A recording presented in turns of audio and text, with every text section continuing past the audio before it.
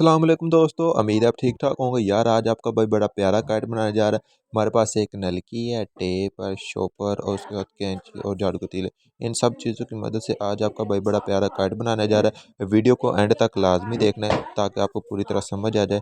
Comment में अपना अपना नेम ज़रूर लिखना है ताकि हमें पता चले हमारे जो नए आने वाले सब्सक्राइबर कौन है। चैनल को लाजमी से सब्सक्राइब कर लेना है। सबसे पहले एक साइड से हमने कटिंग कर लेनी है।